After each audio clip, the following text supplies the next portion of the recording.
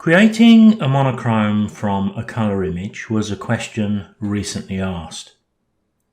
So here, let's create one from an original raw file, and let's try to do it in around 5 minutes. This image was taken from a distance with a 500mm lens in pouring rain. It's exposed well to the right, which isn't a bad place to start. Now there's a number of different routes we can take, but we can't deal with all of those in 5 minutes. My choice would be to just go to the black and white button and give it a click. All I'm going to do here is to drop the exposure down, and I'm concentrating here mostly on the background. I'm going to drop the blacks down a little bit and push the whites up a little bit, which increases the contrast, and I'm keeping an eye on the histogram up at the top right of the screen. I'd also like to try to step up the clarity quite a bit. If we take a look at the picture, you can see it does increase the mid-tone contrast. Not a great deal, but I think worthwhile to have. And we can even experiment with a little bit of dehaze. This is going to be a personal choice, of course. We're all going to choose something very different. Now I want to use some masks here because I think the weakness here is the base and the left of the image, and to some degree the right, but probably the base and the left. So I'm going to select the masks, and I'm going to select my linear gradient, and I'm going to click and drag up from the bottom of my image, and I got that a little bit wrong. Let me clear that away. I'll just make my image slightly smaller. Click and drag up from the bottom. There we can see the mask. It's that foreground grasses that I'd like to darken. So going over to the options here, I'm going to drop down the exposure in the foreground just to give a nice solid base to the picture, which matches better the top. Now I'm going to select a new gradient here. There it is, linear gradient. Click and drag from the right hand side and do exactly the same. Just a little bit of darkening on the left, and I think I'll follow through with the right hand side as well.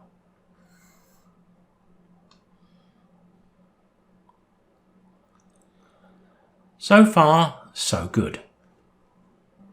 I'm going to zoom in on my main subject now. Go back to my masks and select the subject. Now, once Adobe Camera Raw has done this, we'll see the shading there. It doesn't come down quite far enough for me. So I'm going to choose the button to add, and I'm going to use a brush to add a little more. I just want to brush down here. If you look over the right hand side, you can see the flow is quite low, so I just want to drift down here very gently. Now let me bring this back down, because what I'd like to do here is to lift the shadows in the face, lift the exposure in the face to make it stand out nicely from the background. I don't want to go too far, so I start to burn out any of the highlights, and of course we're all going to choose something slightly different. I'm going to hit Ctrl 0 to fit the image back on screen. Let's take a look. Now it's never a bad thing to take a few minutes break from any work we're doing, and as I've done that here and come back, I think I'll just lift the exposure just a little bit more sparkle, and as I always say many times, we're all going to choose something slightly different, but a little bit more sparkle I think is what's called for here. But I think the image is more or less done.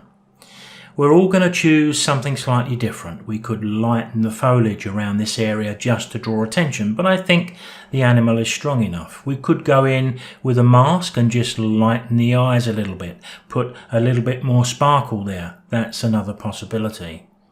But we've also got the opportunity of putting a vignette around the outside just to take those corners and edges down a little more.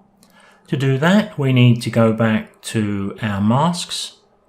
We need to go to create a new mask, and the one we want is the radial gradient.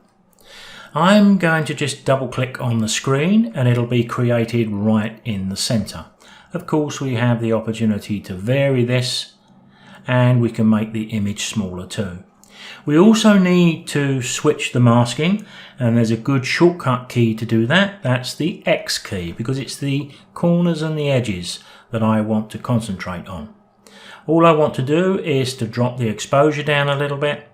Sometimes I choose a little bit of blacks and a little whites, but again, all personal. But once we get to this point, I think perhaps we should quickly open this up into Photoshop and take a look. Not all colour images convert well to monochrome, but most will. What we're looking for in our mono is much the same as in our colour: impact and appeal.